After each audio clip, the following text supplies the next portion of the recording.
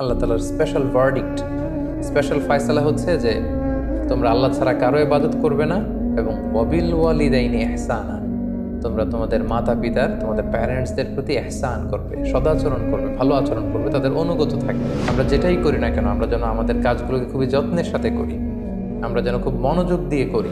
আমাদের সত্য প্রকাশে আপোষহীন হতে হবে, যেটা আমরা ইয়াহিয়া আলাইহিস সালামের জীবনে দেখি। আসসালামু আলাইকুম ওয়া রাহমাতুল্লাহি ওয়া বারাকাতুহু। প্রিয় দিনী ভাই এবং বোনেরা, প্রফেট সিরিজের 23তম পর্বে আপনাদের সবাইকে স্বাগত। আজকের পর্বে আমরা আল্লাহর নবী সাইয়েদনা ইয়াহিয়া আলাইহিস সালামের জীবনী শুনব। সাইয়েদনা ইয়াহিয়া আলাইহিস সালাম তিনি ছিলেন বনী ইসরাইলের নবী।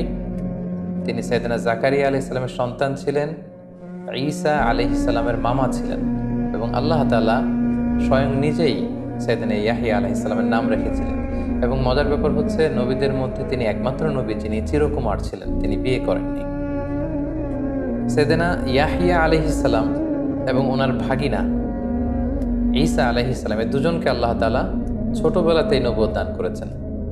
ইয়াহিয়া আলাইহিস সালাম নবুয়ত পেয়েছেন শৈশবে, আর সাইয়েদনা ঈসা আলাইহিস সালাম নবুয়ত পেয়েছিলেন দোলনায় বা মায়ের কোলে থাকা অবস্থায়। এবং রইসুল মুফাসসিরিন আব্দুল্লাহ ইবনে আব্বাস রাদিয়াল্লাহু তাআলা আনহু বলেন যে 7 বছর বয়সে আল্লাহ তাআলা ওনাকে ইবাদত করার মানসিকতা, তার মধ্যে বিচক্ষণতা, জ্ঞান এগুলো ঢেলে দিয়েছিলেন।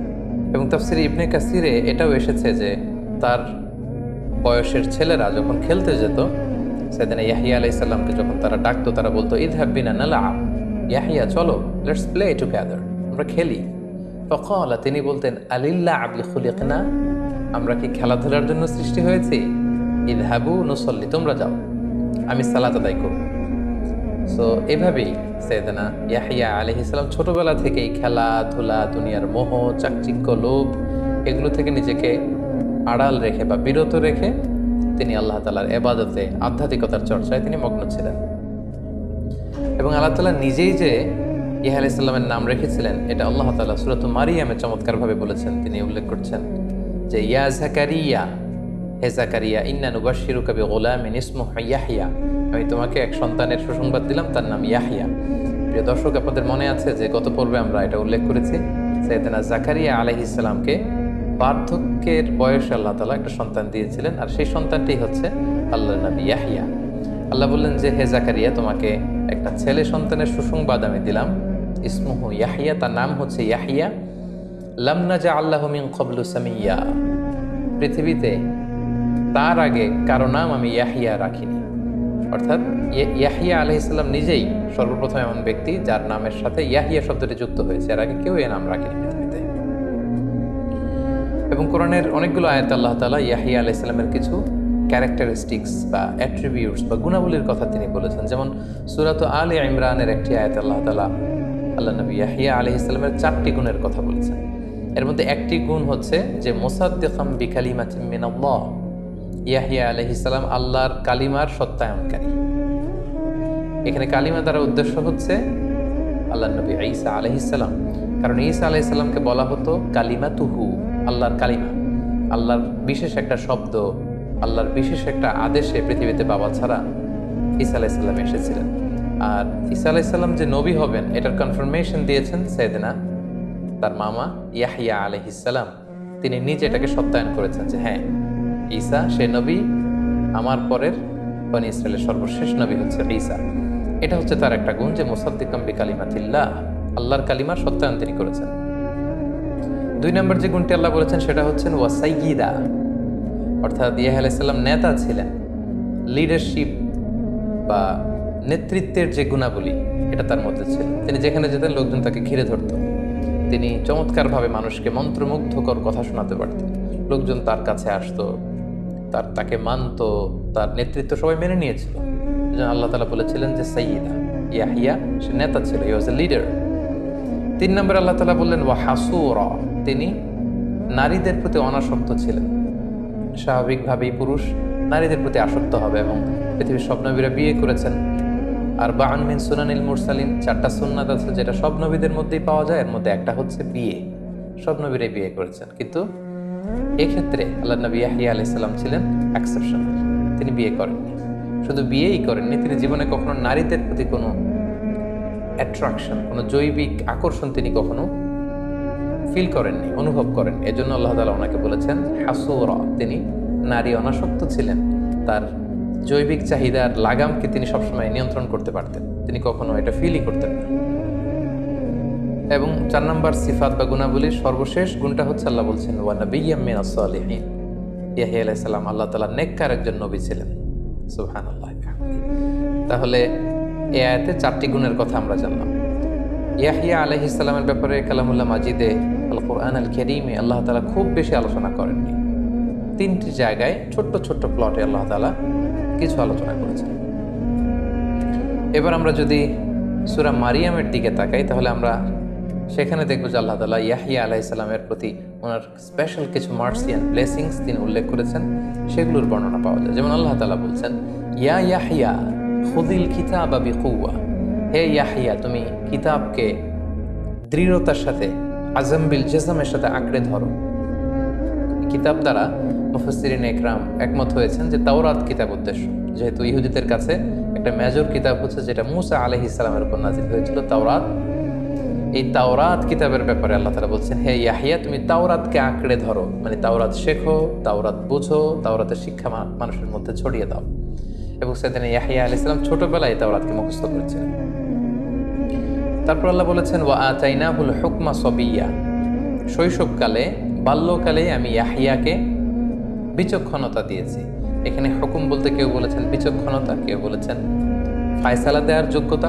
কোনো মুফাসসিরিন ইকরাম এই হুকুম বলতে নবুয়াতকে বুঝিয়েছেন, অর্থাৎ আল্লাহ তাআলা বলছেন আমি ছোটবেলায় ইয়াহইয়াকে নবী বানিয়ে দিয়েছি। এরপর আল্লাহ তাআলা বলছেন ওয়া হানানাম মিন লাদুন্না, আমি আল্লাহ তাআলা আমার পক্ষ থেকে তার জন্য হৃদয়ের কোমলতা দিয়েছি। ইয়াহইয়া আলাইহিস সালামের হৃদয়টা ছিল বড্ড কোমল। নবীদের মধ্যে সবচেয়ে সফট হার্টেড নবীদের মধ্যে থেকে ইয়াহইয়া আলাইহিস সালাম অন্যতম। তিনি মানুষের কষ্ট সহ্য করতে পারতেন না, মানুষের দুঃখ দুর্দশা তিনি সইতে পারতেন না। কিভাবে মানুষের কষ্ট দূর করা যায় এটার জন্য তিনি পাগল পাড়া থাকতেন। সম্মানিত শুধু ক্রিশ্চিয়ান কমিউনিটিতে বা তাদের ডক্ট্রিন অনুযায়ী ইয়াহইয়া আলাইহিস সালামকে তারা বলে জন।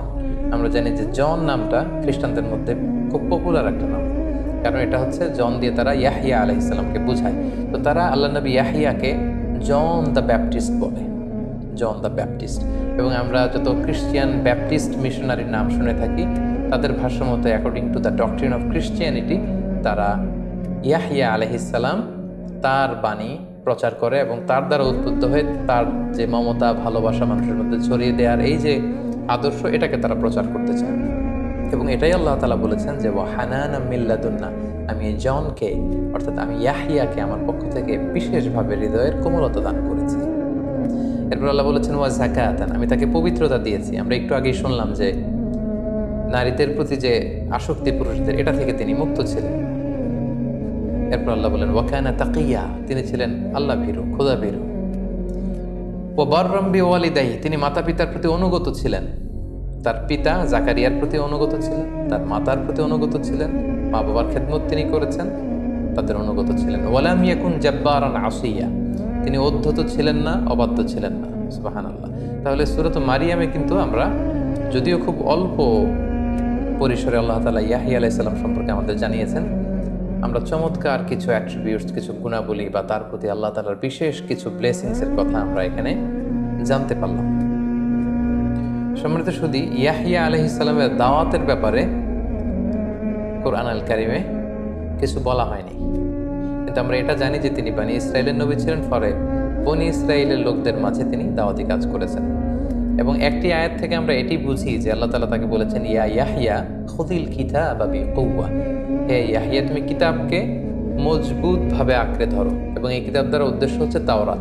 তো আমরা এটা বলতে পারি যে তিনি তাওরাতের বাণী প্রচার করেছেন। আর তাওরাতে নিঃসন্দেহে তাওহীদ, রিসালাত এবং আখিরাতের কথা ছিল, এগুলো তিনি প্রচার করেছেন।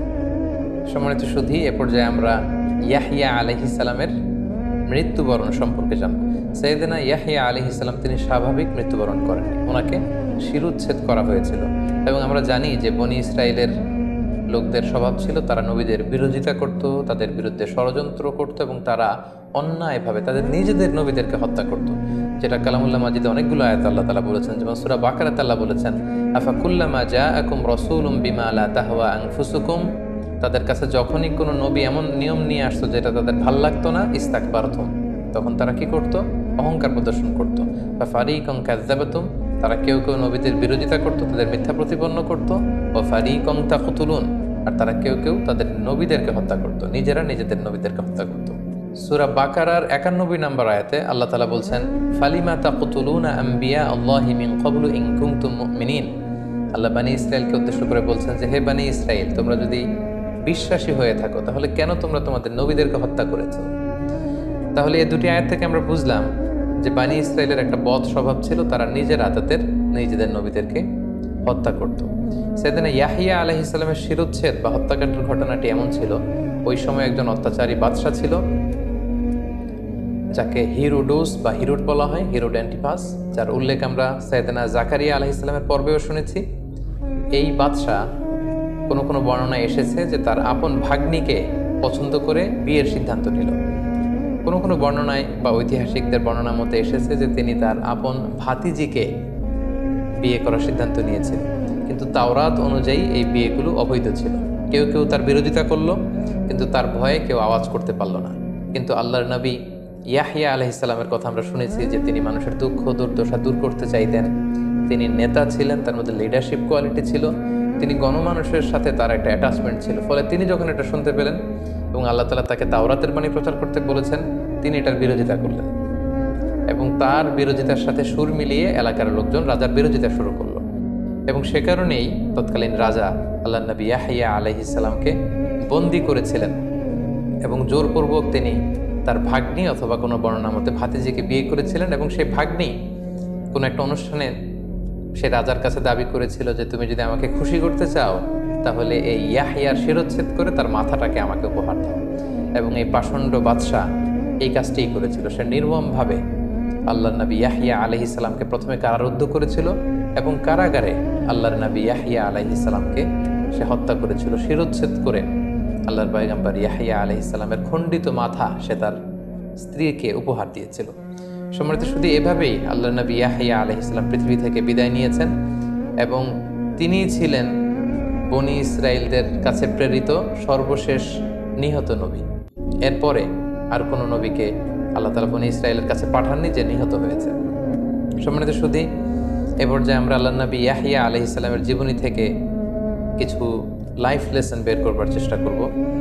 আমরা প্রথমে যে শিক্ষাটা আল্লাহর নবী ইয়াহিয়া আলাইহিস সালামের জীবনী থেকে পাই সেটা হচ্ছে, বিশ্বাসীরা হেলায় ফেলায় কোনো কিছু করে না। বিশ্বাসীরা যেটাই করবে সেটাকে খুব দায়িত্বশীলতার সাথে করবে, খুব মনোযোগ দিয়ে করবে এবং যত্নের সাথে করবে, উইথ প্রফেশনালিজম। যেটা আমরা আল্লাহ তাআলার এই আয়াত থেকে বুঝতে পারি যে তিনি ইয়াহিয়া আলাইহিস সালামকে অর্ডার করেছেন যে, ইয়া ইয়াহিয়া খুযিল কিতাবা বিকুওয়া, মানে হে ইয়াহিয়া, তুমি তাওরাতকে মজবুতভাবে আঁকড়ে ধরো, তাওরাতের শিক্ষাকে খুব দৃঢ়ভাবে তুমি নিজের মধ্যে ধারণ করো। তিনি সিম্পলি বলতে পারতেন যে, হে ইয়াহিয়া, তুমি তাওরাত পড়ো। তিনি বলতে পারতেন যে, তুমি তাওরাত শেখো। কিন্তু আল্লাহ তাআলার এক্সপ্রেশনটা এরকম ছিল না। তিনি বলেছেন, খুযিল কিতাবা বিকুওয়া, হে ইয়াহিয়া, তুমি খুব সুদৃঢ়ভাবে, উইথ ফুল অফ ইন্টেনশনস, তোমার যত এনার্জি আছে, ইন্টেনশন আছে, তোমার মেধা মনন সব কিছু জুড়ে তুমি তাওরাতকে ধারণ করো এবং সেটাকে শিখো। যেটা থেকে আমরা বুঝলাম, আমরা যে যেটা করি, whatever we do, we should excel in our field. আমরা যেটাই করি না কেন, আমরা যেন আমাদের কাজগুলোকে খুবই যত্নের সাথে করি, আমরা যেন খুব মনোযোগ দিয়ে করি, আমরা যেন আমাদের কাজগুলোকে ভালোবেসে করি, তাহলে আমরা আমাদের সে কাজে সাকসেসফুল হতে পারবো। এবং যেটা আমরা সাইয়েদনা ইয়াহিয়া আলাইহিস সালামের জীবনী থেকে কিন্তু আমরা পাই, আল্লাহ তাআলা সেটাই বলেছেন যে, খুব দৃঢ়তার সাথে তুমি তাওরাতকে ধারণ করো। 2 নম্বর যে শিক্ষাটা আমরা পাই সেটা হচ্ছে বিররুল ওয়ালিদাইন, অর্থাৎ মাতা পিতার প্রতি সদাচরণ। আল্লাহ তাআলা ইয়াহিয়া আলাইহিস সালামের যতগুলো গুণের কথা বলেছেন, একটা স্পেশাল গুণ কিন্তু তিনি বলেছেন, ওয়া বাররাম বিওয়ালিদাই, যে তিনি তার মাতা পিতার প্রতি অনুগত ছিলেন, সদাচরণ করেছেন, মা বাবার খেদমত করেছেন, তাদের সাথে ভালো আচরণ করেছেন। সো এই শিক্ষাটা কিন্তু আমরা পাই যে, আমরা যদি আল্লাহর সন্তুষ্টি চাই, আমরা যেন আমাদের মা বাবার সাথে সুসম্পর্ক রাখি। কারণ মা বাবার সন্তুষ্টি হচ্ছে আল্লাহর সন্তুষ্টি, আর মা বাবার অসন্তুষ্টি কিন্তু হচ্ছে আল্লাহ তাআলার অসন্তুষ্টি। এবং আল্লাহ তাআলা ইরশাদ করছেন ওয়াকাদা রাব্বুকা আল্লা তা'বুদু ইল্লা ইয়্যাহু ওয়া বিল ওয়ালিদাইনি ইহসানা। আল্লাহ তাআলার স্পেশাল ভার্ডিক্ট, স্পেশাল ফয়সালা হচ্ছে যে তোমরা আল্লাহ ছাড়া কারো ইবাদত করবে না এবং ওয়াবিল ওয়ালিদাইনি ইহসানা, তোমরা তোমাদের মাতা পিতার, তোমাদের প্যারেন্টসদের প্রতি ইহসান করবে, সদাচরণ করবে, ভালো আচরণ করবে, তাদের অনুগত থাকবে। সো আমরা যেন আমাদের মাতা পিতার প্রতি অনুগত থাকি, তাদের বাধ্য যেন থাকি। এবং সব শেষে যে শিক্ষাটা আমরা সাইয়েদানা ইয়াহইয়া আলাইহিস সালামের জীবনী থেকে পাই সেটা হচ্ছে আমাদের সত্য প্রকাশে আপোষহীন হতে হবে, যেটা আমরা ইয়াহইয়া আলাইহিস সালামের জীবনে দেখেছি যে তার সময়কালীন রাজা যখন তার ভাগ্নিকে বিয়ে করতে চেয়েছে এবং এটা তাওরাতের বিধানের লঙ্ঘন ছিল। তাওরাতের বিধান অনুযায়ী কোনো ব্যক্তি তার আপন ভাগ্নিকে, ভাতিজিকে বিয়ে করতে পারবে না। তিনি যদি তখন ইয়াহইয়া আলাইহিস সালাম যদি চুপ থাকতেন তাহলে কিন্তু তিনি বেঁচে যেতেন, কিন্তু তিনি কিন্তু সত্য প্রকাশে কোনো ধরনের আপোষ করেননি, বরং সত্যকে তিনি প্রকাশ করেছেন এবং এই সত্যের মশালকে তিনি সমুন্নত রাখতে চেয়ে তিনি শিরোচ্ছেদের সম্মুখীন হয়েছেন। সো আমরা যারা নবীদের অনুসারী, আমাদেরও আচরণ এমনটাই হতে হবে, আমরা যেন সত্য প্রকাশে কোনো ধরনের আপোষে না যাই, আমরা যেন সবসময় সত্য প্রকাশে, সত্য গ্রহণ এবং সত্য প্রচারে আপোষহীন ভূমিকা পালন করতে পারি। আল্লাহ তাআলা আমাদের সবাইকে কথাগুলো বোঝার ও আমল করার তৌফিক দান করুক। হাযা মা ইনদি ওয়াল ইলমু ইনদাল্লাহ আলাইহি তাওয়াক্কালতু ওয়া ইলাইহি উনীব। ওয়াসসালামু আলাইকুম ওয়া রাহমাতুল্লাহ।